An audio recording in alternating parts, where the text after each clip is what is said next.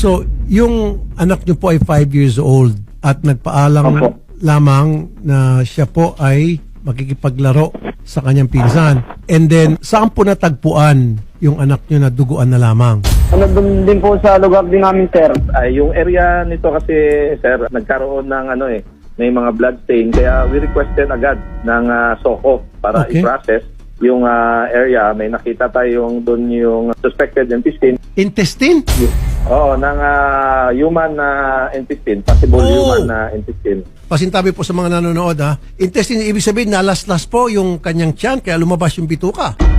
Yun po yung suspected natin after nung, kasi nga wala pa kaming idea nung 31 ng hapon. Kaya, but we immediately cordon the area to secure nga, sir, yung mga nandun. Kaya itong suspected na intestine ng human being, yung mga basag na bote na may dugo, yun yung pinagaano natin, including yung may mga kahoy na may mga blood stain. Kasama ito sa pinasis ng ating crime laboratory. May tama rin ito sa may liig. Oh, Tapos yung left eye ng ating victim, may hematoma din and actually may fractured yung skull nitong bata. grabe, parang torture ang ginawa dito sa bata. Parang galit na galit po yung may kagagawa nitong suspect kung sino man siya. Yes po, sir. Ang malaking tanong, meron na ho ba tayong suspect, Colonel?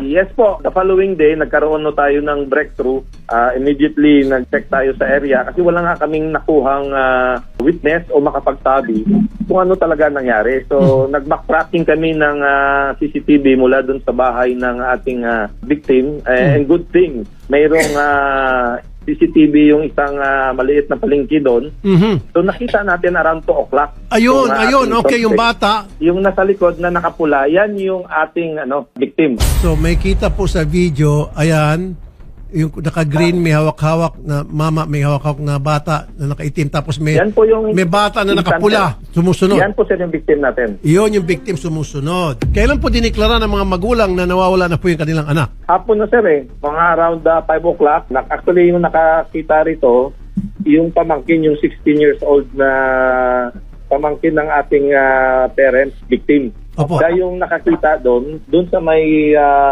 basurahan sa likod. Basurahan? Kabilang pader ng Yes po sir. Doon na may nag-report na sa amin kasi nakita ng pamangkin nila na itong bata duguan. Yung pong bata na akbay-akbay, yung naka-green na lalaki, na-interview niyo rin po.